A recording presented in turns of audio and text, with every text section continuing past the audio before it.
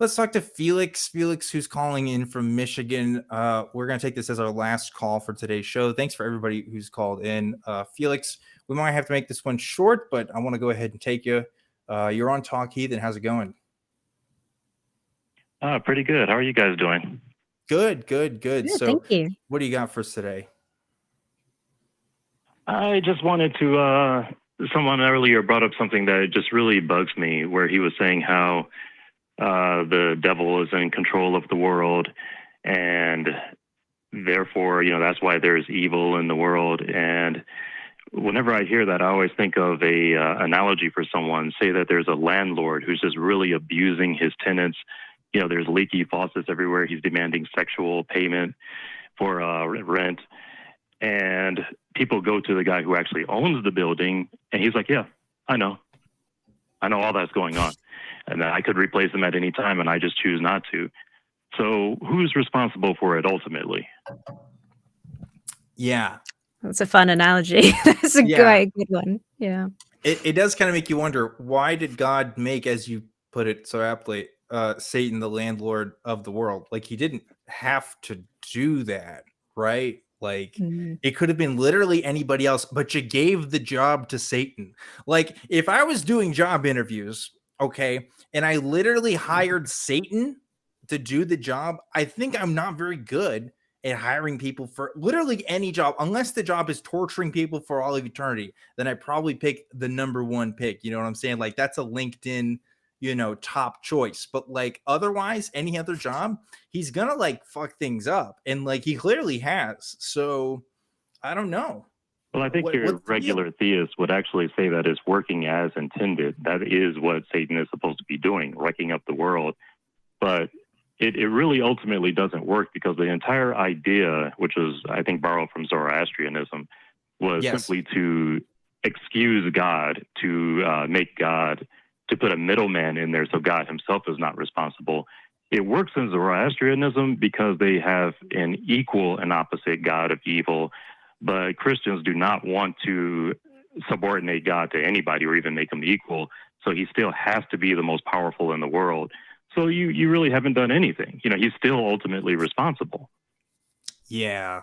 And speaking to that briefly, just so I can elaborate, in the Zoroastrian religion, you have Ahura Mazda and I gotta Google the other one, Angra Mainyu. Okay, Angra Mainyu is the kind of the Satan figure in Zoroastrianism. And a brief history of Judaism here. Okay, the Jewish people were again occupied by the Neo-Babylonians for quite some time, who was a predominantly Zoroastrian society at the time, or was a strong influence. And so in Judaism, you don't see Satan as a figure individually. You do have like some demonology, but like Satan, the name is actually more of a title. It's supposed to be like a prosecutor role. You see it in the book of Job specifically.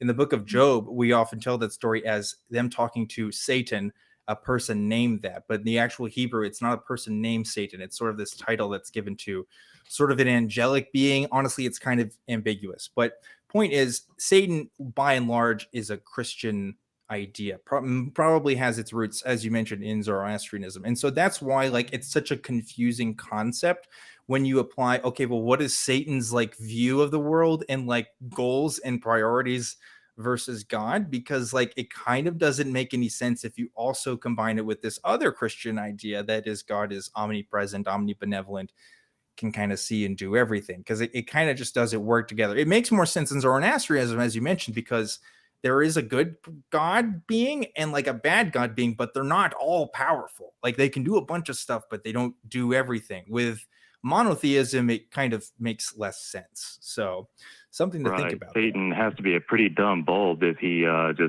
does realize he can't win, right? Yeah. That's something I was taught in the church, like, oh, we're gonna win in the end. So it's like, what's Satan even doing? Why bother? Yeah.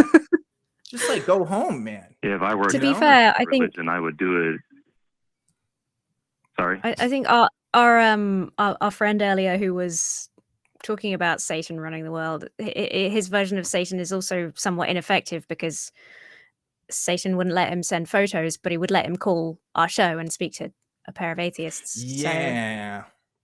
Satan's really tricky about that, man. That's crazy. He's not as powerful as he claims to be, I think. I mean, look, I don't know. Satan can mess. If Satan can fuck with the internet like that, though, that's pretty wild. I will say that. Okay, I don't want to keep you guys, but I just wanted to say that Emma, especially, I'm a fan. I've been watching your videos for a while. Thanks for making some great content. And I kind of have fallen off a little bit. I remember watching a lot of your videos where you were damn Felix. Felix, why you gotta throw Emma under the bus like that? Bro, I fell off your content a little bit. What the dude? Damn. Oh, I'm sorry. Crazy. No, Felix, I appreciate it. Thank you. It's fine. You're allowed No, I was just going to say, life. I remember the episodes where you were busting the pickup artist and everything, and I don't know if you're still doing that. I haven't found any hot new ones lately. I was going to talk about Andrew Tate, and then he got arrested, and I thought I should leave that for a while. So. Oh, okay. Yeah, that was actually the original reason I was calling in, but I was told that wasn't really on topic. So I don't know. Hopefully, maybe there's some other show where we can discuss that. Yeah. Oh man. Well, listen, there's a lot of Andrew Tate conspiracies that would probably fit better on Truth Wanted. So maybe we can talk about that sometime. Oh, actually, well, Emma, if you come on with me on Truth Wanted, we'll talk about Andrew Tate conspiracies because there's that's a great of those. idea. Yeah. Okay. Maybe we'll do that in the future. Felix, we're gonna have to let you go because we are wrapping things up here. I want to give a thanks to everybody who called in today.